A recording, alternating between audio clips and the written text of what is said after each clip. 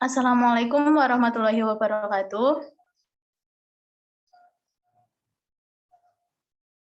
Waalaikumsalam warahmatullahi wabarakatuh. Selamat pagi anak-anak, bagaimana kabarnya?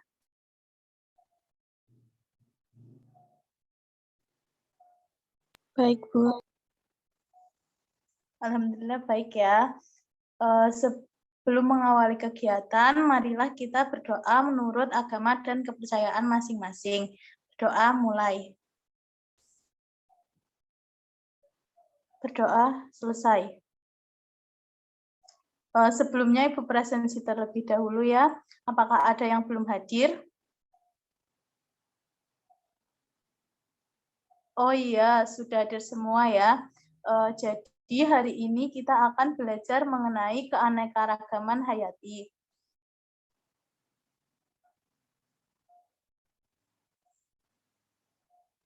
Kompetensi dasarnya yaitu 3.2, menganalisis berbagai tingkat keanekaragaman hayati di Indonesia, beserta ancaman dan pelestariannya.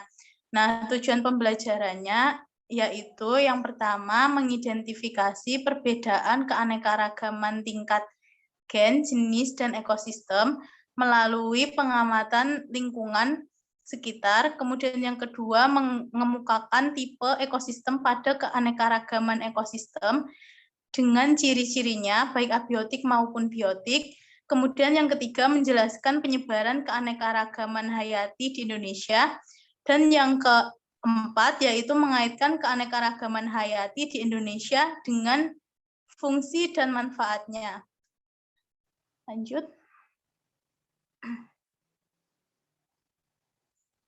Nah, sebelum masuk ke materi, Ibu ingin bertanya, apa yang kalian ketahui tentang keanekaragaman hayati? Ada yang tahu? Keanekaragaman hayati itu seluruh variasi yang terdapat pada tingkat gen, jenis, dan ekosistem. Ya, benar sekali Mbak Hani. Jadi keanekaragaman hayati itu merupakan keanekaragaman yang menunjukkan variasi dari baik tingkat gen, jenis, maupun ekosistem di suatu daerah. Lanjut. Nah, selanjutnya, perhatikan gambar berikut. Coba jelaskan apa perbedaan dari kedua orang tersebut. Ada yang bisa menjawab? Saya, Bu. Yang pertama itu ada yang orang yang berkulit putih, kemudian rambutnya lurus. Kemudian yang sebelahnya itu orang yang berkulit hitam, rambutnya keriting. Nah, iya benar. Nah, itu termasuk keanekaragaman hayati tingkat apa? Ada yang tahu? Belum tahu ya? Nah, untuk mengetahuinya, kita akan mempelajarinya pada materi ini. Lanjut.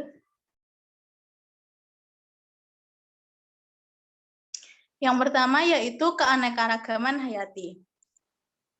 Lanjut. Keanekaragaman hayati adalah keanekaragaman pada makhluk hidup yang menunjukkan adanya variasi bentuk, penampilan, ukuran, serta ciri-ciri lainnya. Keanekaragaman hayati disebut juga biodiversity atau biodiversitas yang meliputi keseluruhan berbagai variasi yang terdapat pada tingkat gen, jenis, dan ekosistem di suatu daerah. Keanekaragaman ini terjadi karena adanya pengaruh faktor genetik dan faktor lingkungan yang mempengaruhi fenotip atau ekspresi gen. Nah, secara garis besar, keanekaragaman hayati itu dibagi menjadi 3, yaitu sebagai berikut. Lanjut. Nah, yang pertama, keanekaragaman hayati tingkat gen.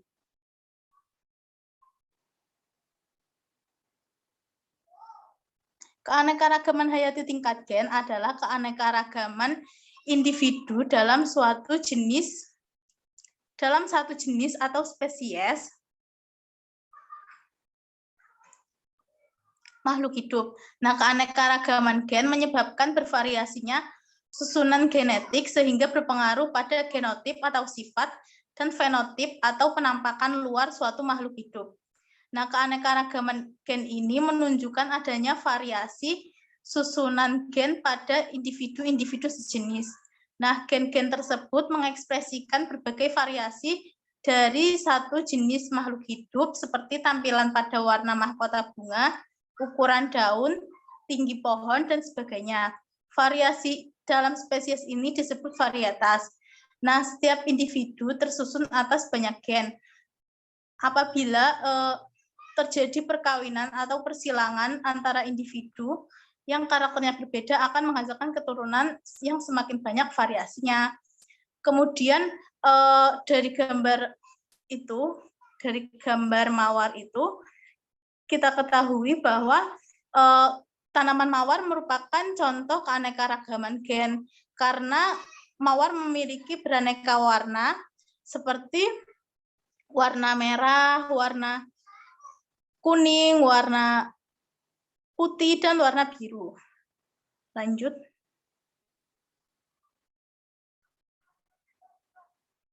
Nah, mengapa keanekaragaman gen bisa terjadi? Ada yang tahu? Nah, kalau nggak ada yang tahu ya udah Ibu jawab ya. Keanekaragaman tingkat gen itu bisa terjadi karena pada saat persilangan akan terjadi penggabungan gen-gen dan dari masing-masing individu melalui sel kelamin. Nah, hal inilah yang menyebabkan keanekaragaman tingkat gen. Lanjut.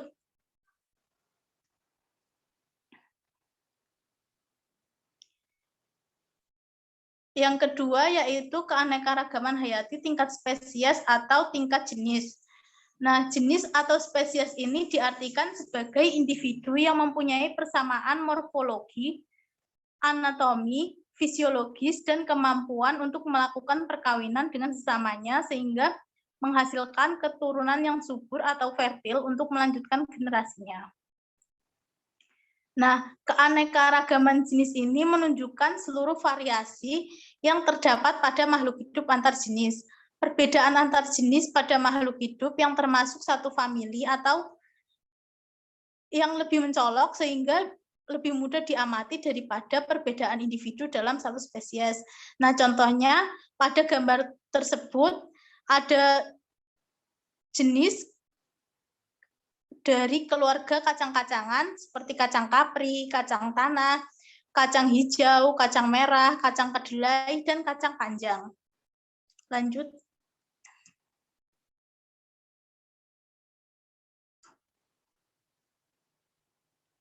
Nah, kemudian ada keanekaragaman hayati tingkat ekosistem. Ekosistem itu diartikan sebagai hubungan atau interaksi timbal balik antara makhluk hidup yang satu dengan makhluk hidup yang lainnya, dan juga antara makhluk hidup dengan lingkungannya.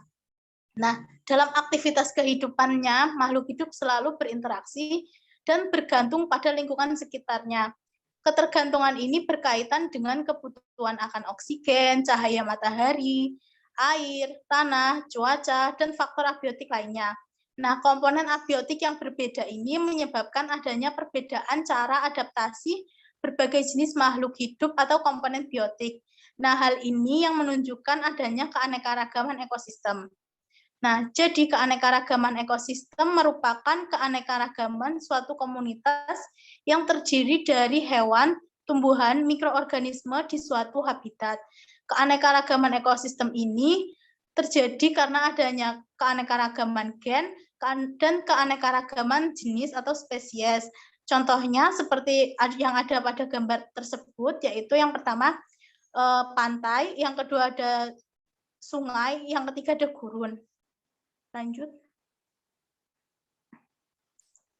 Nah, yang kedua ada tipe ekosistem. Nah, dari gambar itu kan ada yang pertama itu ekosistem perairan, dan yang kedua ada ekosistem daratan.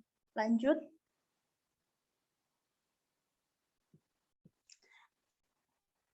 Nah, ekosistem perairan itu dibagi menjadi dua macam, yaitu ekosistem air tawar dan ekosistem air laut.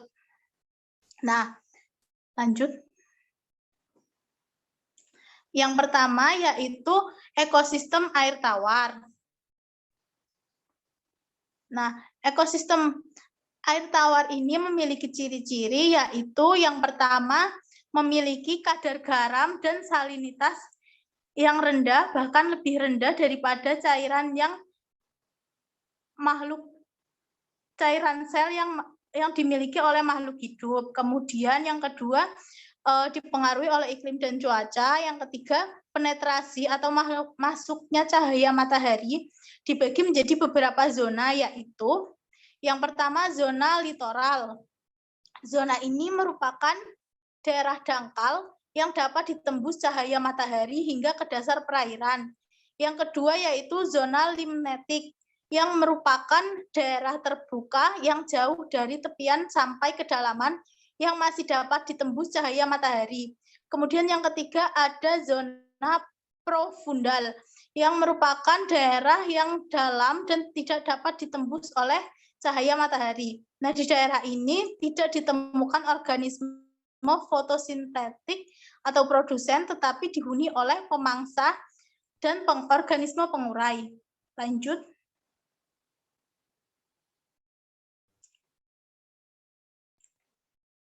Nah, selanjutnya yaitu ekosistem air laut. Ekosistem air laut memiliki ciri-ciri sebagai berikut. Yang pertama, memiliki kadar garam atau salinitas yang tinggi. Kemudian yang kedua, tidak dipengaruhi oleh iklim dan cuaca. Yang ketiga, habitat air laut saling berhubungan antara laut yang satu dengan laut yang lain. Kemudian yang keempat, memiliki variasi perbedaan suhu di bagian permukaan dengan kedalaman.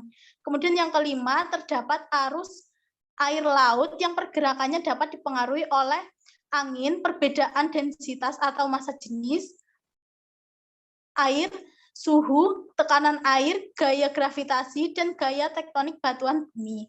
Lanjut.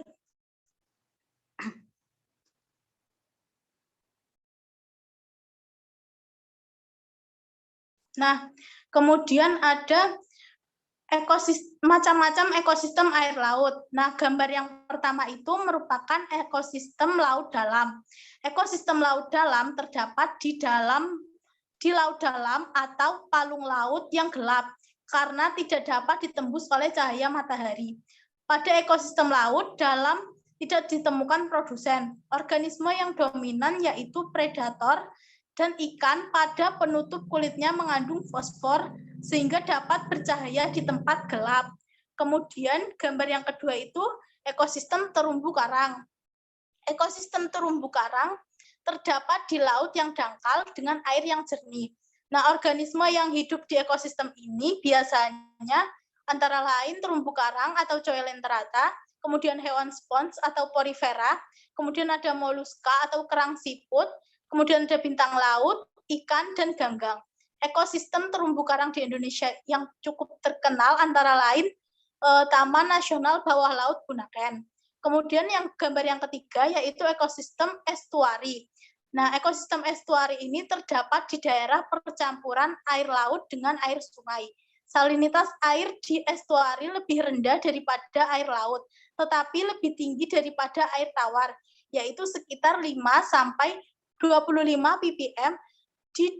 Kemudian di daerah estuari dapat ditemukan tipe ekosistem yang khas, yaitu padang lamun dan hutan mangrove. Kemudian gambar yang keempat yaitu ekosistem pantai pasir. Ekosistem pantai pasir terdiri atas hamparan pasir yang selalu terkena deburan ombak air laut. Di tempat ini angin bertiup kencang dan cahaya matahari bersinar kuat pada siang hari. Nah, vegetasi atau tumbuhan yang dominan adalah formasi Pescaprae dan formasi Barringtonia. Nah, formasi Pescaprae ini terdiri dari tanaman berbatang lunak dan berbiji atau ternak. Contohnya Ipomoea pescarcae. Kemudian ada Vigna marina dan Spinifex Phytoreus. Kemudian formasi Barringtonia terdiri atas tanaman perdu dan pohon, misalnya Barringtonia asiatica, Terminalia catapa, kemudian ada Erythrina, dan lain sebagainya. Kemudian hewan yang hidup di pantai pasir ini misalnya kepiting dan burung. Nah, pantai pasir ini terdapat di Bali, Lombok, Papua, Bengkulu, dan Bantul, Yogyakarta. Kemudian gambar yang kelima yaitu ekosistem pantai batu. Sesuai dengan namanya, ekosistem pantai batu ini memiliki banyak bongkahan batu besar maupun kecil. Nah, organisme yang dominan di sini yaitu ganggang coklat, ganggang merah, siput, kerang, kepiting, dan burung. Ekosistem ini banyak terdapat di pantai selatan Jawa, pantai barat Sumatera, Bali, Nusa Tenggara, dan Maluku. Lanjut.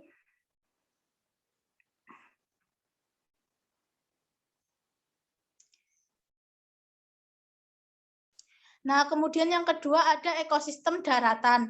Ekosistem darat merupakan ekosistem yang lingkungan fisiknya berupa daratan. Ekosistem darat meliputi daerah yang luas yang disebut bioma.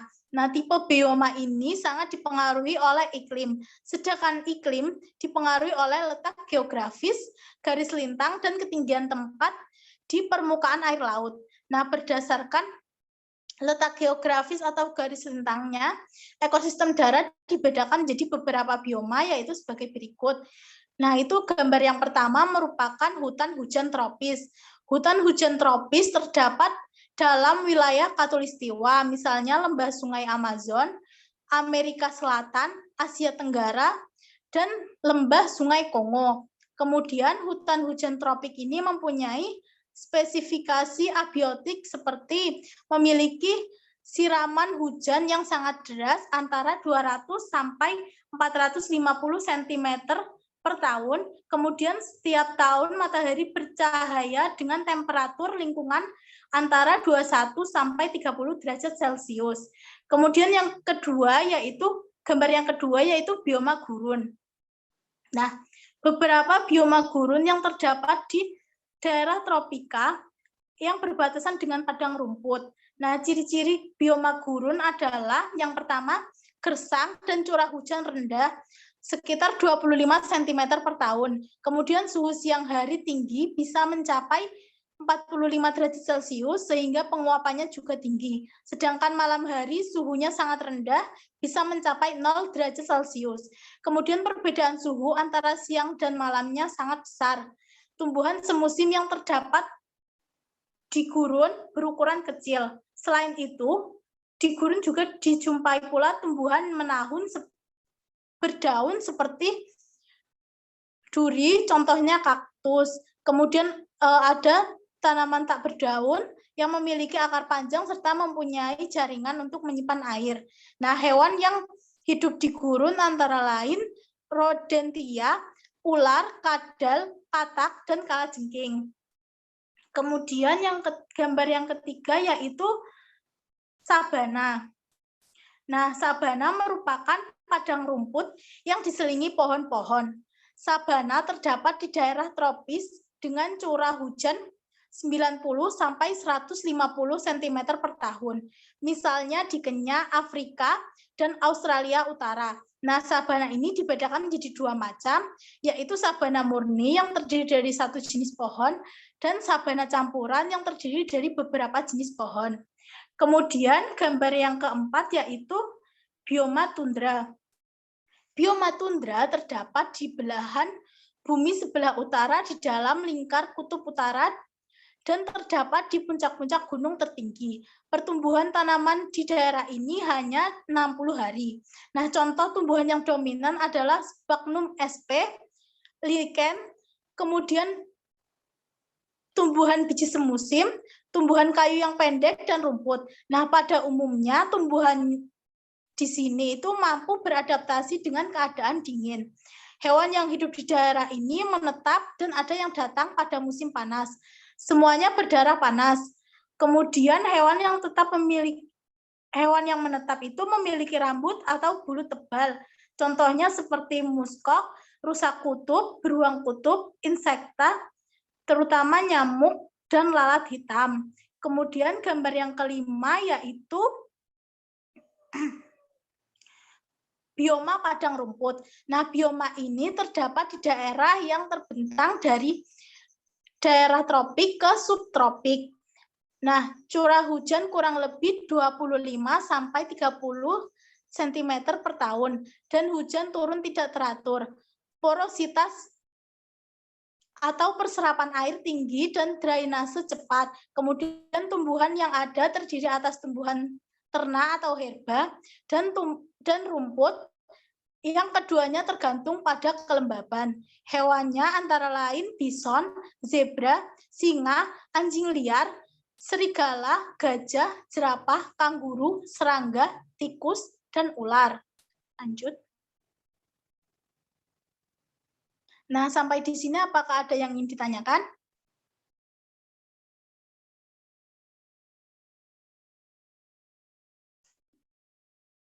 Belum ya? Kalau belum, kita lanjut ke materi yang ketiga, yaitu persebaran flora dan fauna di Indonesia. Persebaran flora dan yang pertama itu persebaran flora di Indonesia. Persebaran flora di Indonesia itu dibagi menjadi 3. Yang pertama yaitu flora daratan Sunda, yang kedua flora peralihan, dan yang ketiga flora daratan Sahul. Yang pertama flora daratan Sunda. Nah, flora di dataran Sunda ini terbagi menjadi 3 macam, yaitu flora endemik seperti Padma raksasa atau Rafflesia arnoldi yang hanya terdapat di wilayah Bengkulu, Jambi, dan Sumatera Selatan. Kemudian ada bunga anggrek Tin Soeharto atau bunga anggrek Hartina yang hanya ada di wilayah Sumatera Utara. Selanjutnya, flora khas paparan Sunda adalah pada bagian pantai timur yang didominasi oleh hutan mangrove dan rawa gambut. Kemudian flora di bagian pantai barat didominasi oleh meranti-merantian, rawa gambut, kemuning, kemudian ada rotan, dan hutan rawa air tawar. Kemudian yang kedua ada flora peralihan. Nah, flora di daerah peralihan ini memiliki keanekaragaman, memiliki kemiripan dengan flora di daratan Sunda dan Sehul. Nah, wilayah yang termasuk ke dalamnya yaitu wilayah Sulawesi, Maluku, dan Nusa Tenggara.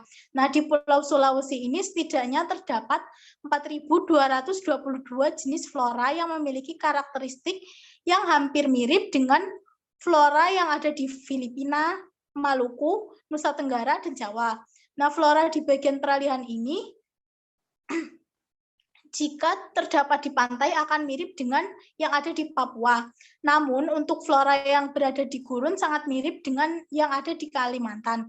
Nah, jenis flora endemik di wilayah ini adalah ebony atau yang lebih dikenal dengan kayu besi di Pulau Sulawesi, kemudian ada pohon leda dan cengkeh. Kemudian yang ketiga ada flora daratan Sehul. Nah,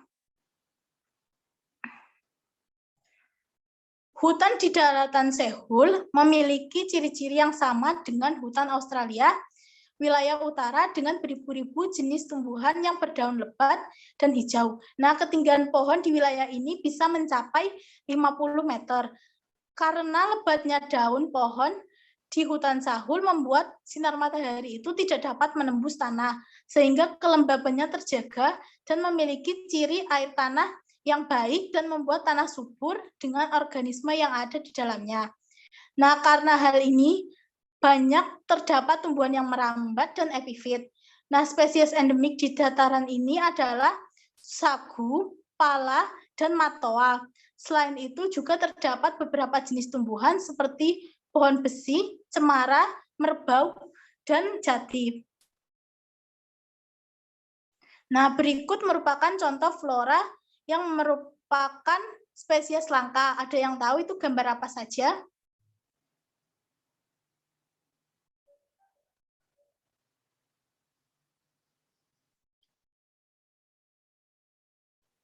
Belum tahu ya? Ya udah. Nah, gambar yang pertama itu merupakan gambar bunga bangkai.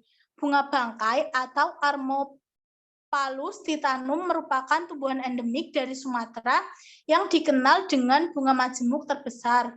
Dinamakan bunga bangkai karena bunga ini mengeluarkan aroma busuk yang digunakan untuk menarik kumbang atau lalat untuk proses penyerbukan. Kemudian gambar yang kedua itu merupakan gambar Padma raksasa atau Rafflesia arnoldii.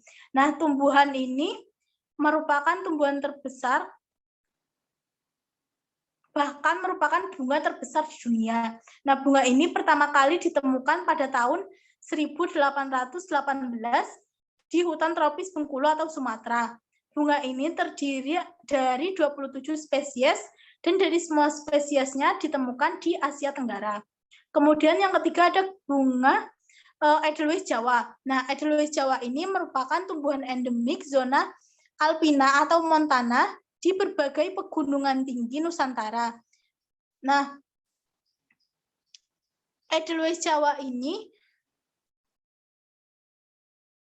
merupakan salah satu jenis bunga yang sudah sangat langka keberadaannya, yaitu persebaran fauna di Indonesia.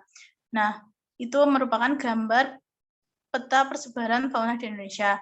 Nah, persebaran fauna di Indonesia itu dibagi menjadi 3 kawasan, yaitu kawasan Indonesia bagian barat, kawasan peralihan, dan kawasan Indonesia bagian timur. Lanjut.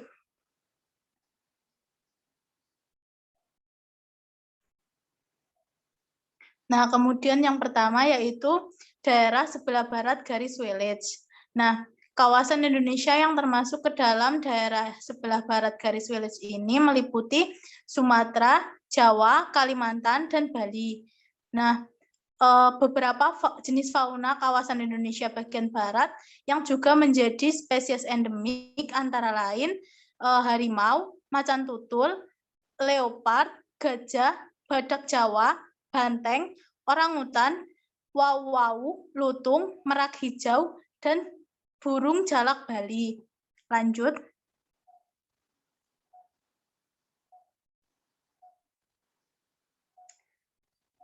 Kemudian daerah peralihan. Nah, daerah peralihan ini daerah di antara garis Wallace dan garis Weber. Disebut juga wilayah Wallace. Nah, semakin ke timur dari garis Wallace, jumlah fauna oriental semakin berkurang. Sebaliknya, semakin ke barat dari garis Weber, fauna Australia semakin berkurang. Dengan demikian, marsupial dapat ditemukan di daerah Wallace dan burung pelatuk oriental juga dapat dijumpai di sebelah timur Wallace. Nah, contoh hewan di daerah peralihan ini adalah anoa, komodo, kuskus, dan babi rusa. Lanjut. Kemudian yang ketiga yaitu daerah sebelah timur garis Wallace.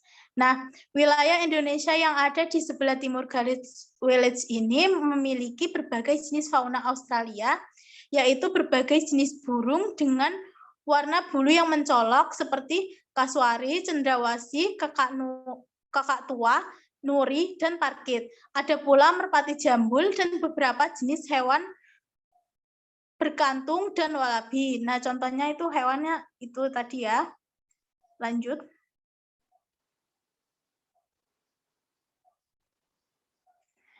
Nah, kemudian manfaat keanekaragaman hayati.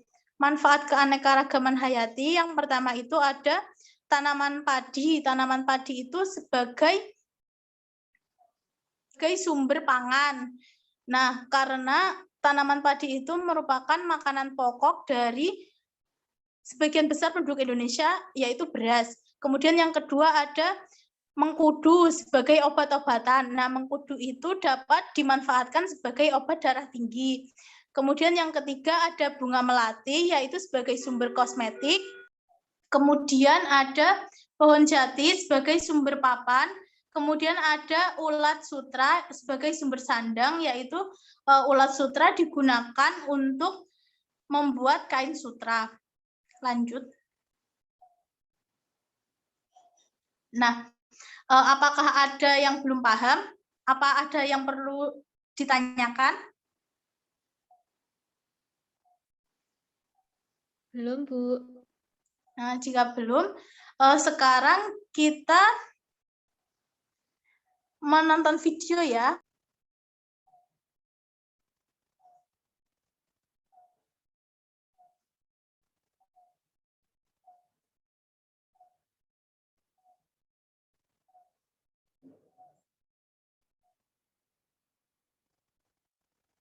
Nah, ini merupakan salah satu kearifan lokal di Kabupaten Purworejo, yaitu hutan mangrove Demang Gedi.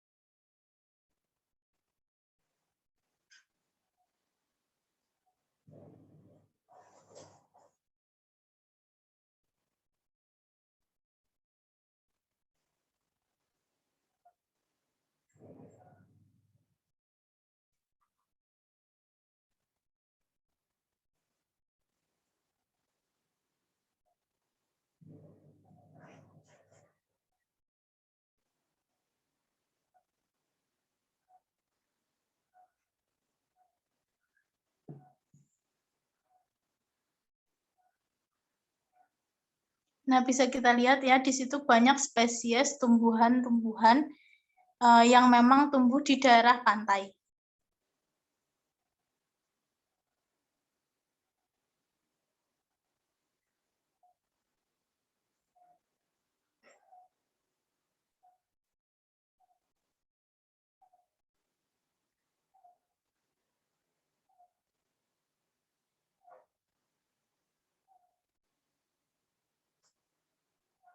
Nah, itu ada tumbuhan mangrove.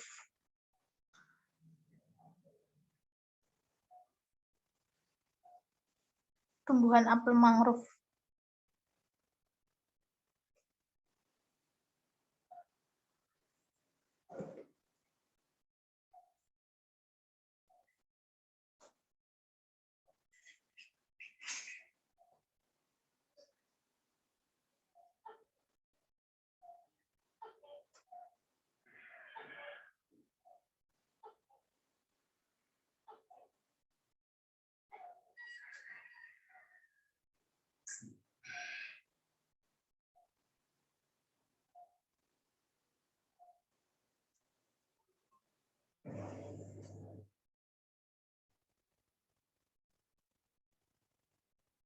Nah, kemudian ada pohon bakau.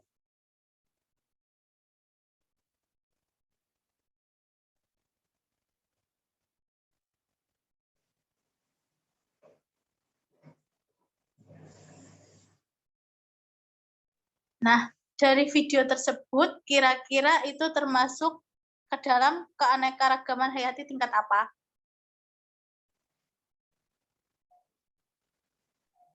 Tingkat ekosistem bukan ya, Bu? Nah, iya benar Mbak Septi, itu termasuk keanekaragaman hayati tingkat ekosistem. Nah, dari video itu ada tumbuhan apa saja yang ditemui di sana? Mencoba menjawab, Bu. Ya, silakan Mbak. Sepertinya ada pidada atau apel mangrove dan tumbuhan bakau, Bu. Ya, benar sekali Mbak Septi. Nah, kemudian apakah ada yang ingin memberikan kesimpulan terkait pembelajaran pada hari ini? Saya, Bu. Silakan Mbak. Baik, kesimpulannya yaitu pengertian dari keanekaragaman hayati adalah keanekaragaman yang ditunjukkan dengan adanya variasi makhluk hidup. Kemudian tingkat keanekaragaman hayati ada 3, yaitu keanekaragaman tingkat gen, jenis, dan juga ekosistem. Kemudian manfaat dari keanekaragaman hayati adalah di bidang pangan, sandang dan papan, pengobatan, dan juga pengetahuan dan teknologi, Bu. Nah, ya benar sekali ya Mbak Septi. Jadi kesimpulannya itu tadi keanekaragaman hayati itu terdiri dari 3, yaitu keanekaragaman hayati tingkat gen, spesies, dan ekosistem. Kemudian dari tipe-tipe ekosistem ada ekosistem perairan dan ekosistem daratan. Kemudian ada fungsi keanekaragaman hayati itu ada sebagai bahan pangan, bahan papan, dan lain sebagainya. Nah, Ibu akan memberikan tugas untuk kalian. Tugasnya yaitu mengamati lingkungan sekitar tempat tinggal, kemudian menentukan 2 ekosistem yang akan diamati, misalnya ekosistem darat dan ekosistem air. Kemudian amati jenis makhluk hidup yang ada dan interaksi yang terjadi di lingkungan, dan amati pula keanekaragaman gen dari spesies yang kalian temukan. Nah, kemudian tuliskan ke dalam LKPD. Untuk LKPD-nya nanti akan Ibu kirimkan ke salah satu di antara kalian ya. Kemudian minggu depan dipresentasikan. Begitu ya? Apakah ada yang ingin ditanyakan terkait tugas? Baik, Bu. Belum ada pertanyaan. Nah, jika tidak ada berarti sudah jelas ya. Nah, untuk pertemuan selanjutnya kita akan mempelajari mengenai tata nama binomial nomenklatur dan menentukan kelompok organisme melalui kunci identifikasi determinasi sederhana. Nah, karena waktunya sudah habis, Ibu akhiri pembelajaran kita pada hari ini. Ada kurang lebihnya Ibu mohon maaf. Wassalamualaikum warahmatullahi wabarakatuh. Waalaikumsalam warahmatullahi wabarakatuh. Terima kasih, Bu. Sama.